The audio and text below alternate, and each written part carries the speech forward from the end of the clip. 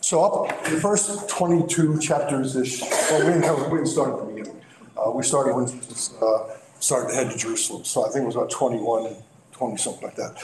So at the beginning, we were getting all kinds of rapid, fast forward, almost pelted with lessons from Jesus. And they were from all over the place, but they were generally very positive, very, gave us various parables and so forth. And then we hit 23. What was like the phrase that kept repeating itself? Whoa, right? And we weren't talking horses like yesterday, which, by the way, I forgot to say. A few of you were there yesterday. Vanessa and Kathy pulled off an amazing thing yesterday. I want you to all thank them as much as you can today. The kids loved it, okay? The horses loved it. Pigs loved it because they got fed. A good time was had by all. So please thank them. Anyway, so then we hit 23, the woe chapter, right?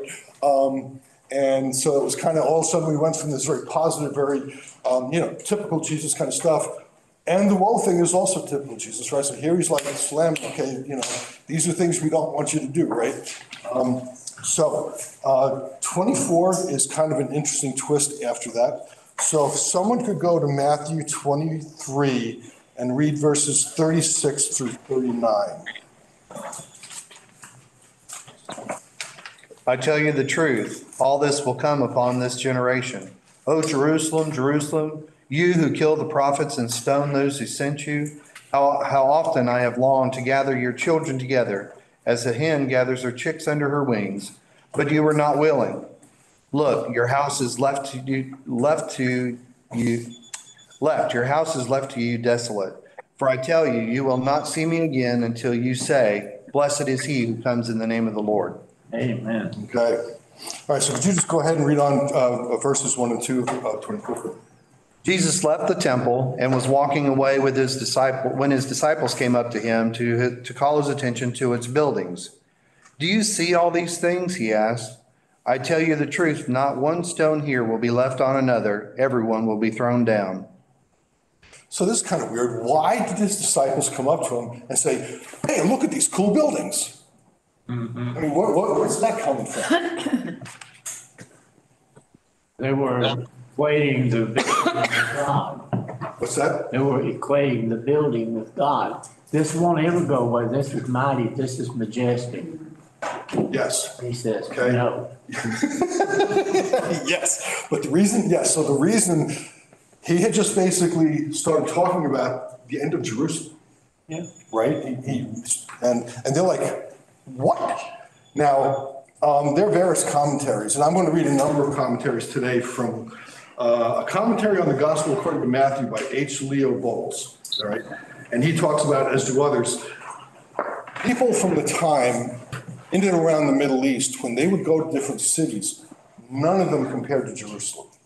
They were bigger cities. They were more important cities. They were more powerful cities. None of them were built like Jerusalem was built. The stones that they used to build the buildings were enormous, all right? Everything about Jerusalem was top of the mark, best you could do, big bed, all that good stuff, right? And they're like, you gotta be kidding me, okay?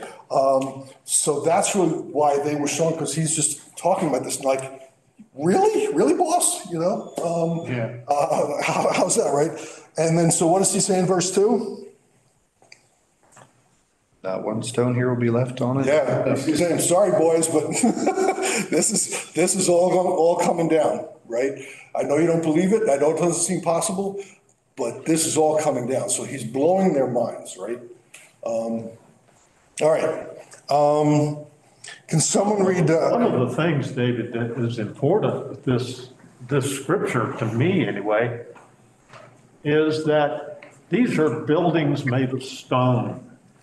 Inanimate. They have little to do with the building that we have as humans, The temples of God. the temples of God.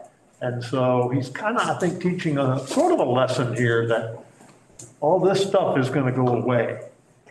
that your spiritual temple is what's really important. Troy, I'll come right to you in a second.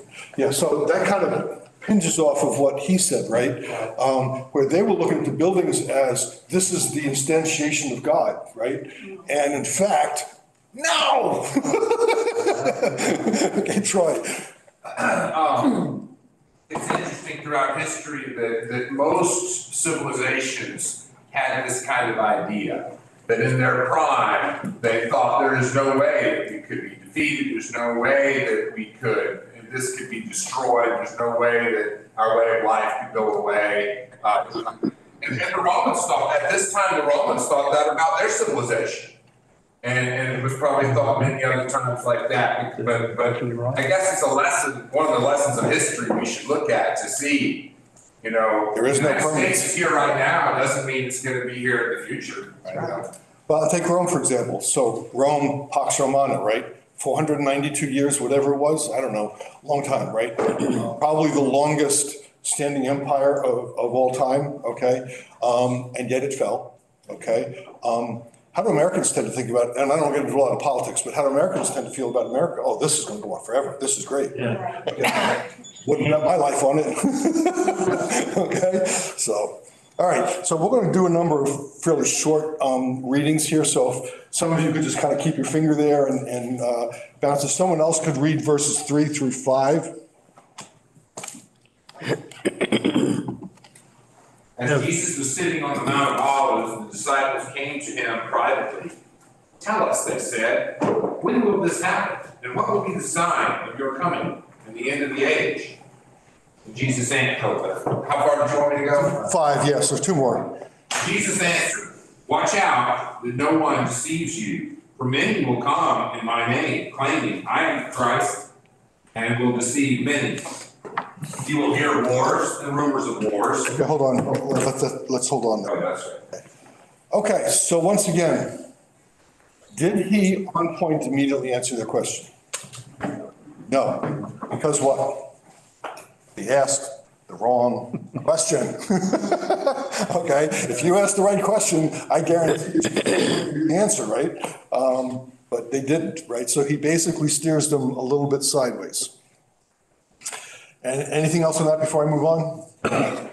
So keep that in mind, okay? And if someone can read 6 through 8. You will hear of wars and rumors of wars, but see to it that you are not alarmed. Such things must happen, but the end is still to come. Nation will rise against nation and kingdom against kingdom.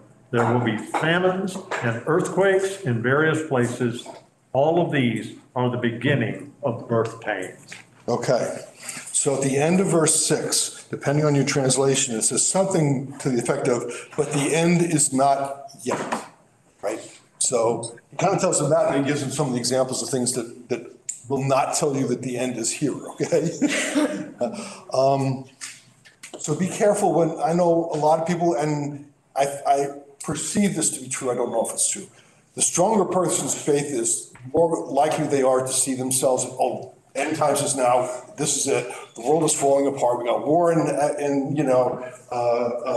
Ukraine, we have war in the Middle East, we got all these things, yada, yada, this must be it. And what he's telling you is, the earthly things that you see and feel, that feel terrible to you, yes, they're terrible, but that doesn't mean this is the end, so be careful. All right, could someone then read 9 and 10? Then you will be handed over to the persecuted and put to death, and you will be hated by all nations because of me. At that time, many will turn away from faith and will betray and hate each other. Okay, so does that sound very good for the faithful? No. We will be tested, right? And I think, and I'm sorry, I just thought of this now, I didn't look up the part in Revelation, but Revelation and some other places, it kind of hints to the fact, bless you. don't pray to be live during end times. You might not like it. Okay? So I think if we are, and by the way, some of you know Scott Hamrick, who's no longer a member of this church, although we interact with him. I love Scott to death. Scott made a point one time that I thought was so wonderful. He basically said, we've been in end times since Christ was crucified, okay? It's just when the end is, we don't know, okay? But we've been in end times ever since then. And I can buy that argument, okay? We're certainly in that last age of earth, right? So, all right. Verse, can someone read 11 through 13?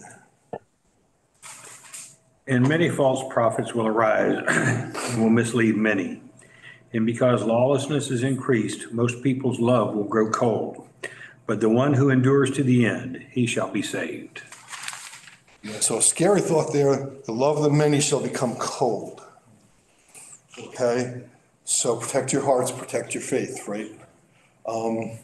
But would you read your version of 13 again, Richard? But the one who endures to the end, he shall be saved. Yes. Most of the translations I've seen have the word endure.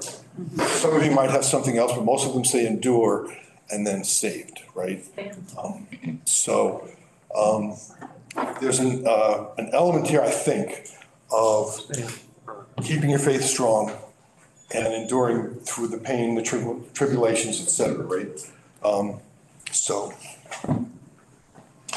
All right, so then let's go to, I'll read 14 from the literal. And this good news of the reign shall be proclaimed in all the world for testimony to all nations, and then shall come, and then shall the end arrive. Okay, so this is the general, one of the general themes of Christianity, right? Of taking the message to the entire world.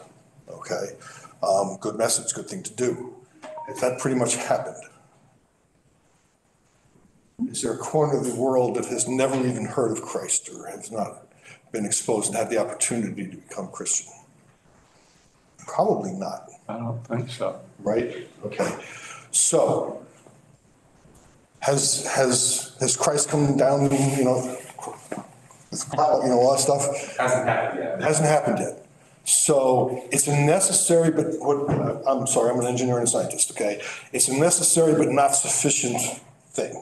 Right? So that has to happen, okay? But that alone isn't sufficient. That doesn't mean that as soon as that happens, he comes back. Because I think a lot of people but we've told everybody, okay? Okay, people keep getting born, I get that, okay? So I don't think that's the message, by the way. I don't think it's like until every baby's heard it, okay? Because there'll always be new babies. Okay.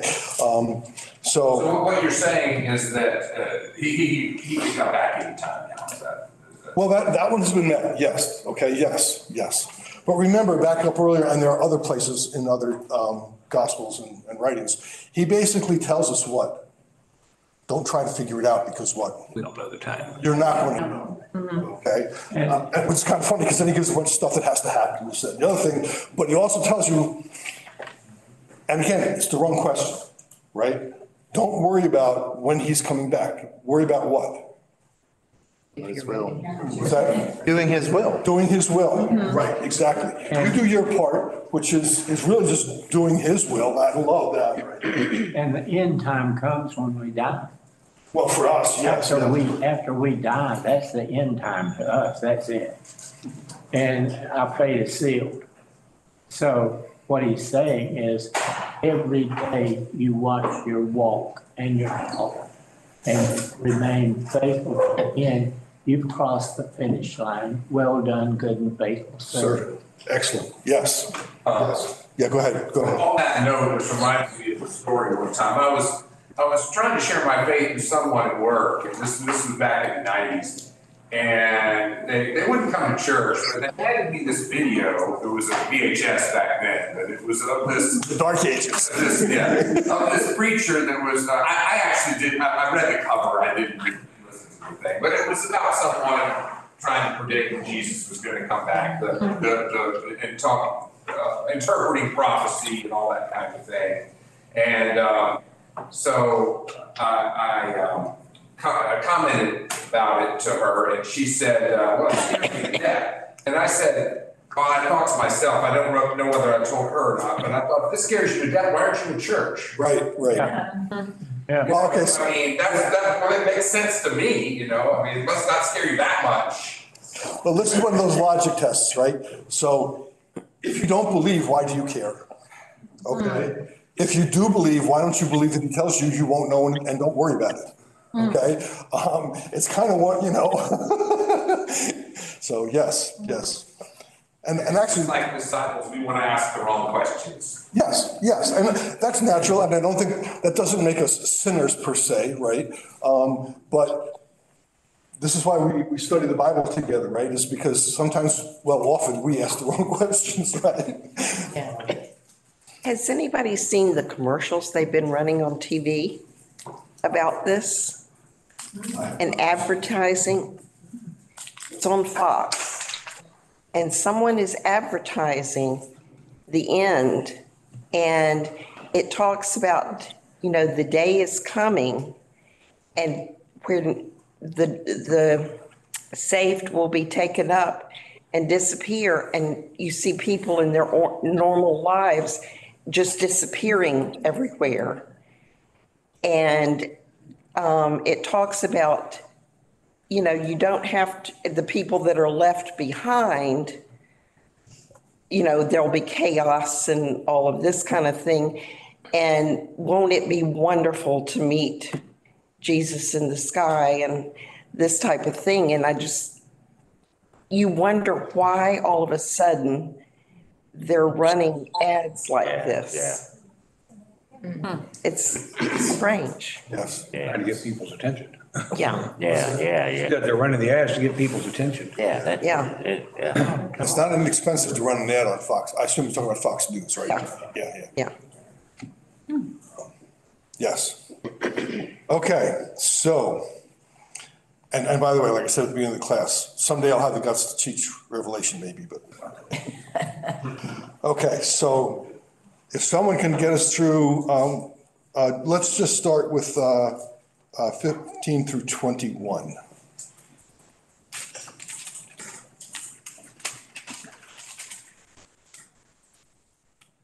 So when you see standing in the holy place the abomination that causes desolation, spoken of through the prophet Daniel, let the reader understand. Then let those who are in Judea flee to the mountains. Let no one on the roof of his house go down to take anything out of the house. Let no one in the field go back to get his cloak. How dreadful it will be in those days for pregnant women and nursing mothers. Pray that your flight will not take place in winter or on the Sabbath, for then there will be great distress, unequaled from the beginning of the world until now, and never to be equaled again. Sounds like strong caution to me, but okay. Let's go back up to 15. First of all, most translations use the word abomination. The word that is used there, typically both in Greek and in the Jews, meant idolatry. Okay, so there's nothing wrong with the word abomination because idolatry is an abomination, but to put a point on it, it's abomination. Okay. So the desolation that was spoken of through the prophet Daniel, specifically, I believe that's pointing back to Daniel, various verses, but 9, 11, and 12. And I'll point out that if that is true, this is in the latter part of Daniel's writing in his life. And this is one of the few, and maybe I didn't reread Daniel. Daniel, by the way, is my favorite book in the Bible. But I believe this is the only prophecy that he gave that wasn't because of someone else's dream. Okay? This was not in response to the various rulers that he served. This was a vision that he came, and by the way, it came to him from intense, prolonged praying. Okay? There are a lot of people who interpret both of those, Daniel's writing and the fact that this appears to point to that part of Daniel's writing as the Roman destruction of Jerusalem. okay, which did happen, okay? It had not happened at this point in time, but it was about to happen. It wasn't that far down the road in the bigger picture of things, right? But again, that happened. It was necessary, not sufficient. Christ didn't come back immediately. He still hasn't come back, right? So it's something that happened, it was something prophesied that happened the way it was prophesied, but it was not, it wasn't the final bell. So if you look kind of generally through 16, 17, 18, 19, all the way down to 20, these are all things that are examples of things that would be difficult. It wasn't going to be difficult enough when all this comes to pass, right? So we have, I think the basic message here is when Christ comes back, don't look back, don't look down, go to Christ. There's only one thing to do, okay? Doesn't matter if you left stuff in the fridge, if you left stuff on the stove, doesn't matter, you know. And I'm sorry, but some people interpret this way.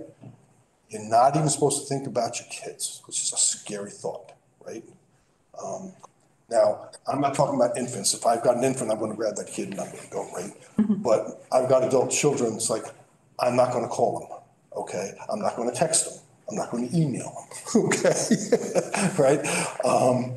So this is a scary thing for a lot of Christians. It's like, I'm supposed to really just go to Christ.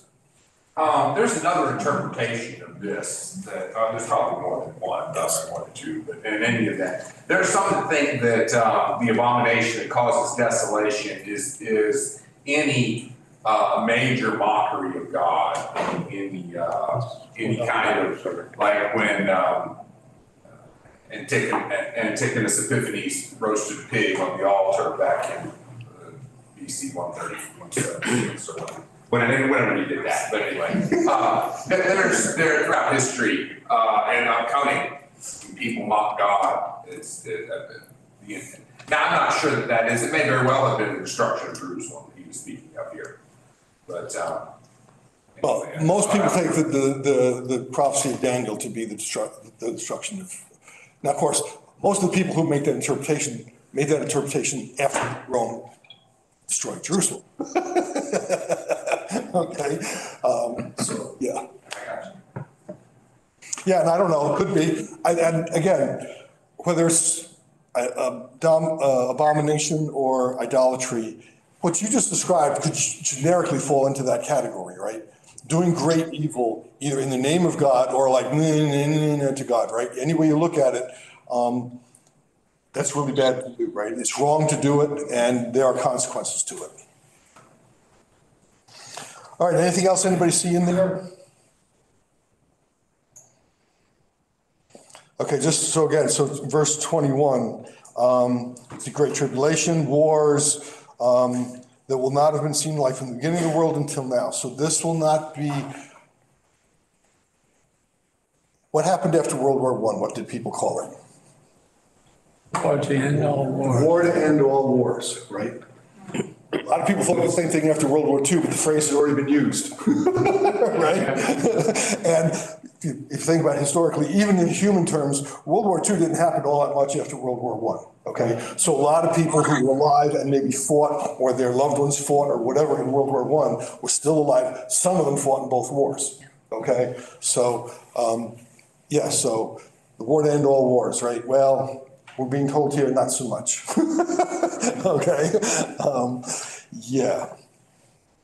All right, can someone please read 22 through 24? If those days had not been cut short, no one would survive. But for the sake of the elect, those will be shortened. At that time, if anyone says to you, look, here is the Messiah, or there he is, do not believe it. One more. If you read the next verse too, yeah. Okay, for false messiahs and false prophets will appear and perform great signs and wonders to deceive, if possible, even the elect. See if I have told you ahead of time. Okay, so what's Christ warning us about here? I mean, False Christ. prophets, false Christ, false messiahs, right? That's the obvious thing. The undertone is, he's warning us of our own gullibility, okay?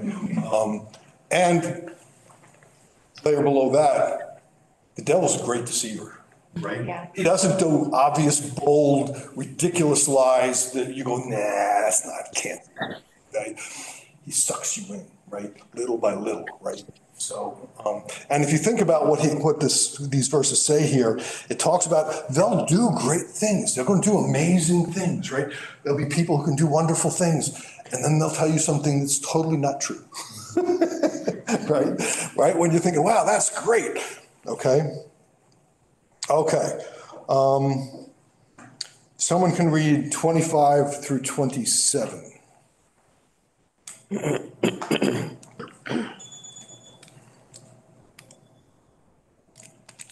We can recycle readers, by the way.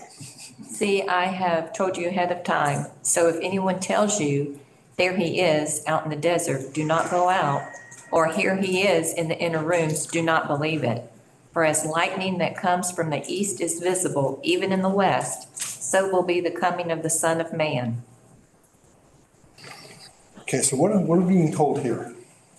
It's not going to be a whisper. It's going to, everybody in the whole world's going to know it. Okay. There's not going to be any room left Up in for the that. sea. Yeah, this isn't going to be subtle, right? No, you don't go out in the desert to find him. You know it where you are.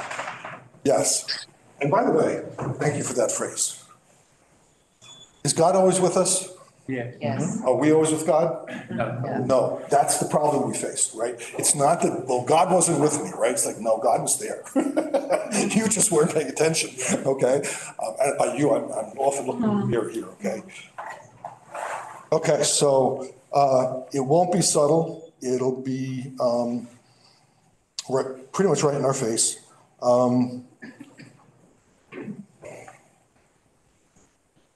Would you reread the very end of 27? The very end of it, so will be the coming of the Son of Man. Yes. All right, so when Christ comes back, that's what it's going to be like, okay? He's not describing anything else. He's not being subtle here, okay? He's being very pointed, Correct. right? Yeah, go ahead. Just to make a reference to the reading right before, where it struck me that it talks about he shortened the time for the elect.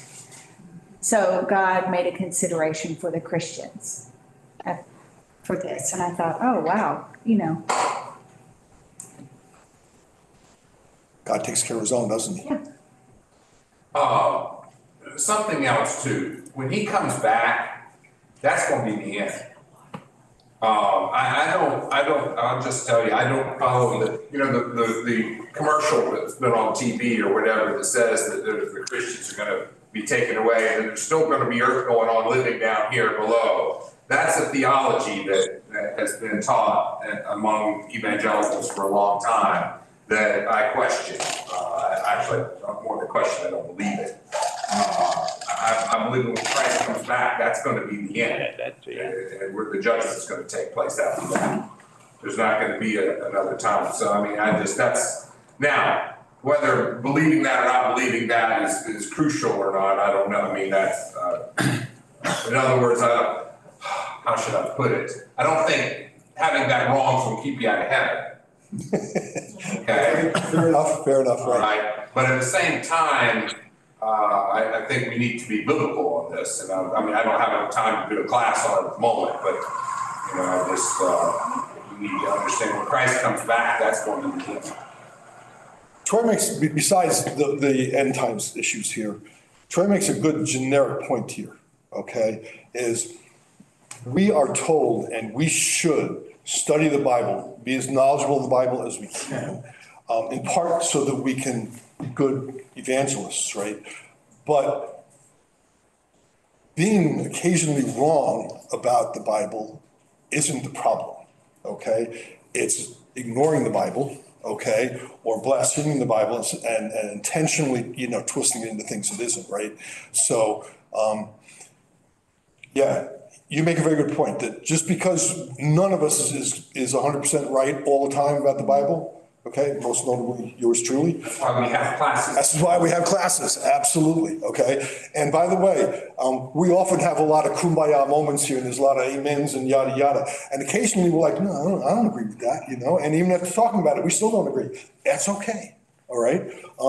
That's part of the challenge of being a Christian, right? Is to continue to challenge your own faith, challenge other people's faith nicely, lovingly, okay? So yes, very important. Thank you, Troy. Okay, then I want to read 28 all by itself for a moment. Could someone read verse 28? Wherever there is a carcass, there the vultures will gather. Okay, all right, so first of all, vultures. The actual word means eagles. And a lot of your translations will say eagles, not vultures, okay? That doesn't mean it is definitely not vultures, but the word isn't vultures. And the reason I say this, and there's a great commentary here, the one I told you about before, let's see if I can find his words here.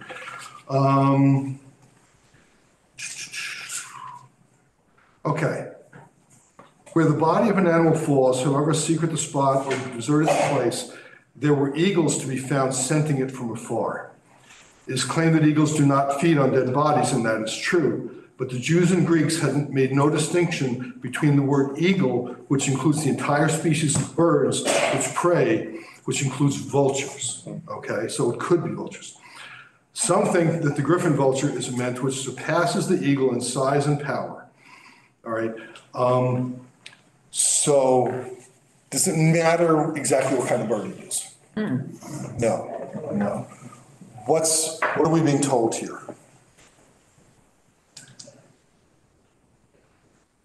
Just like you can see the vultures from a long distance, it's widespread. Everybody's going to know it.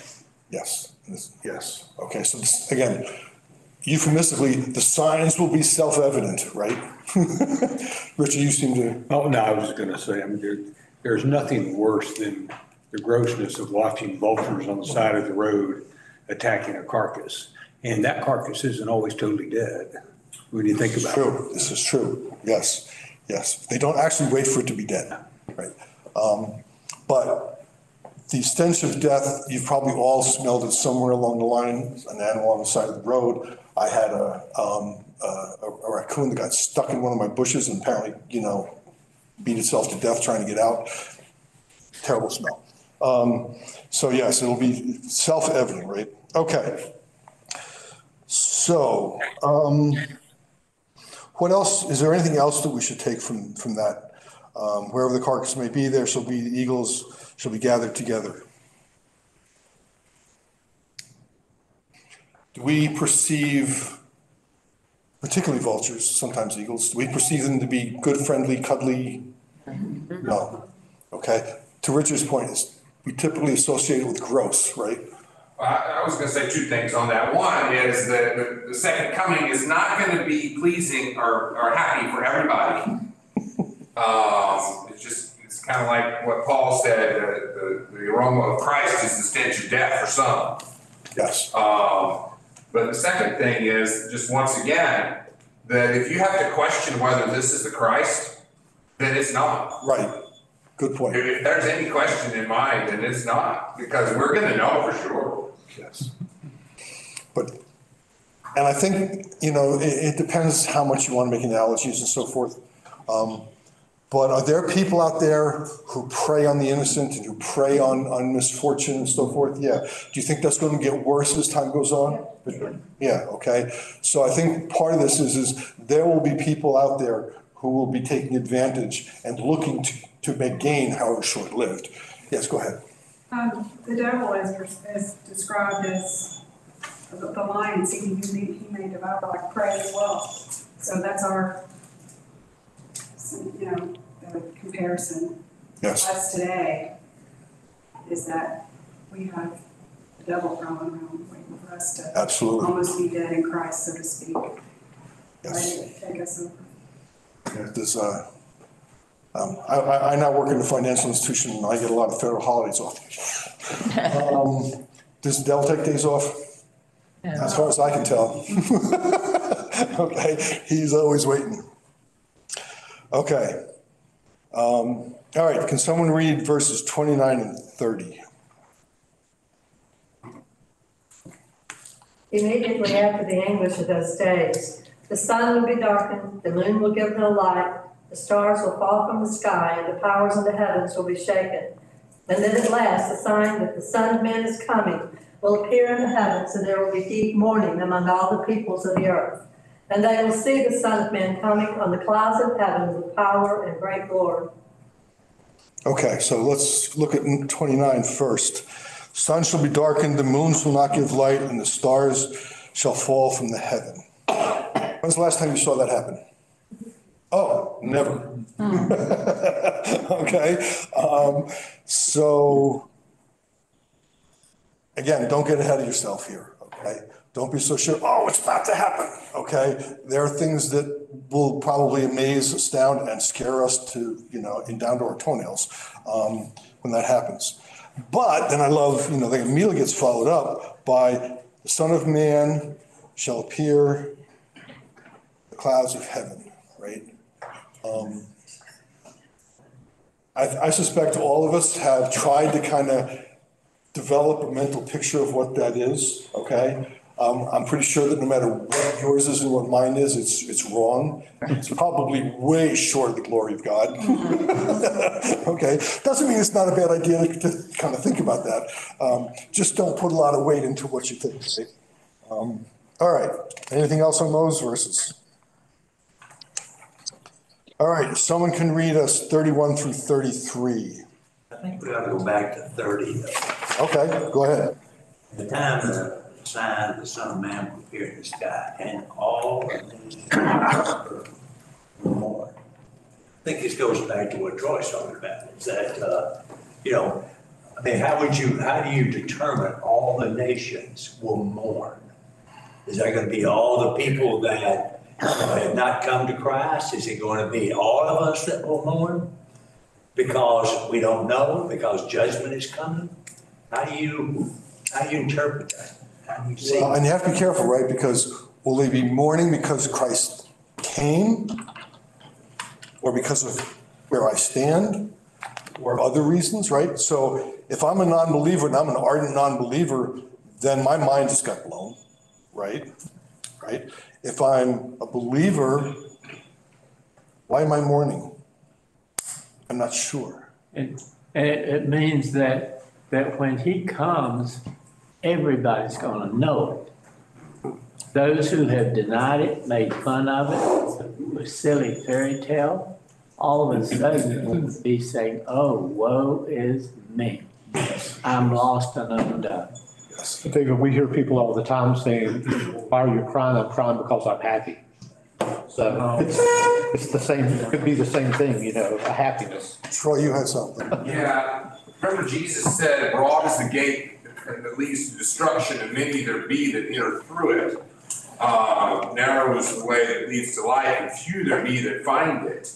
Point being is that I don't see that changing anytime in the near future. Or ever, yeah. And Jesus knew that there would not be a lot who would follow him. Overall,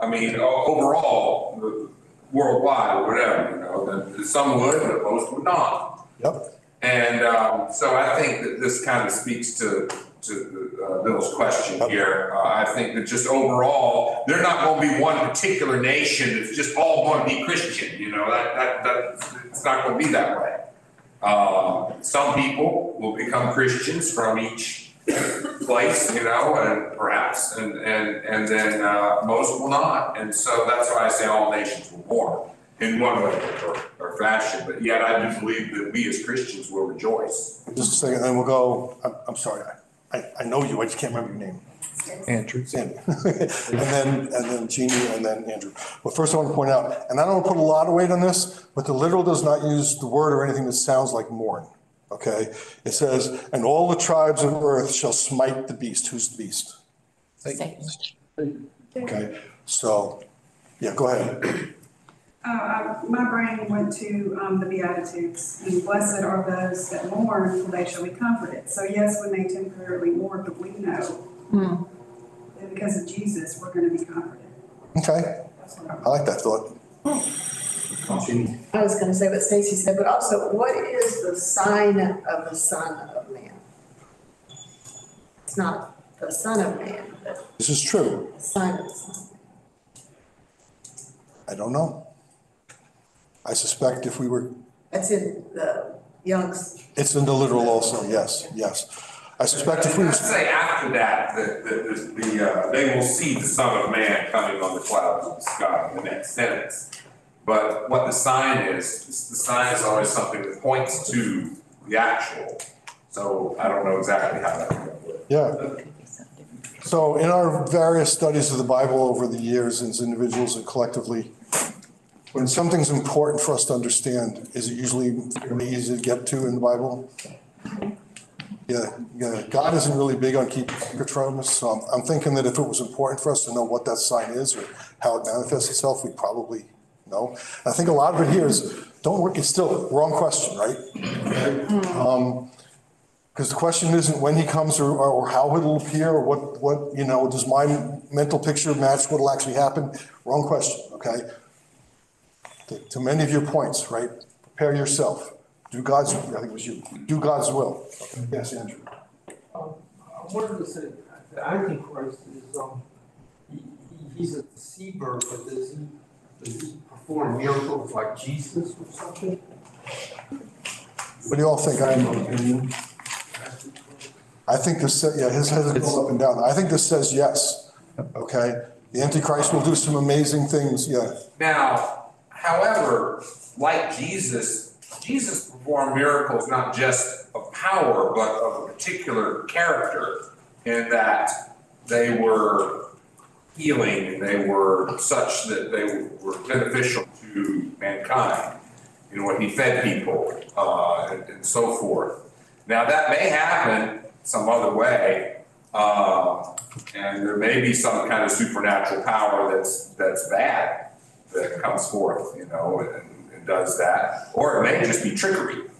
Yes, probably all of the above. Yeah, Andrew. I want to know why people are deceived by the Antichrist. What does he do that makes people think that he's Jesus? What does he do? Again, it's not specific. I think what's being alluded to here in my mind is that there'll be amazing things that happen, whether they're trickery or real, okay? I wouldn't discount real, okay? But to Troy's point, Christ's miracles were all very specific, okay? They solved a problem at hand, but they also what? They taught a lesson, right? They gave a message. If nothing else, all of his miracles tell us something about what? The nature of Christ, right? His love, his passion, his compassion. So, the only thing that the actual Christ has done is conquer death. Okay, well, that's the only thing, but that's the biggest thing. So anybody that can't conquer death, I mean.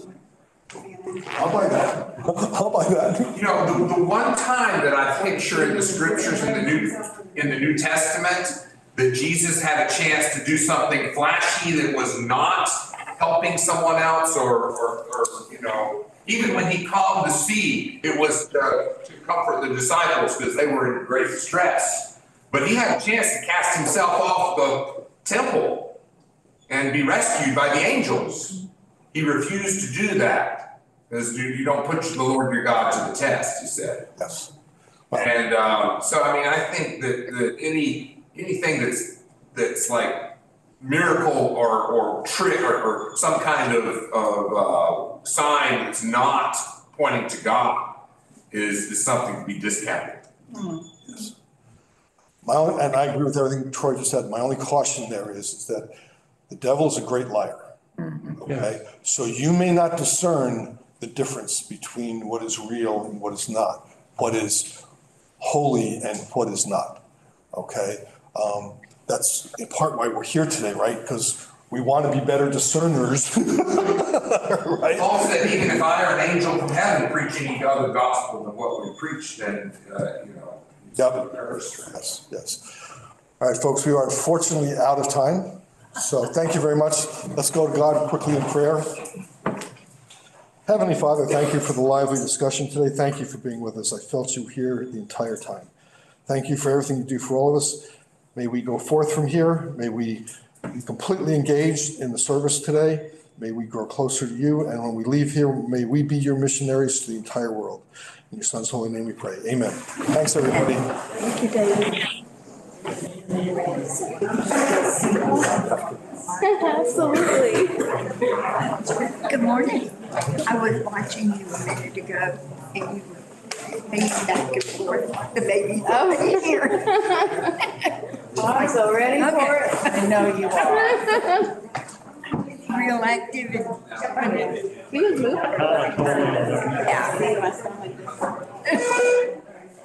I'm gonna miss that thing. That I will miss. You'll still have it. That's right. Morning, brother. How are you? Oh, I guess I'm all right.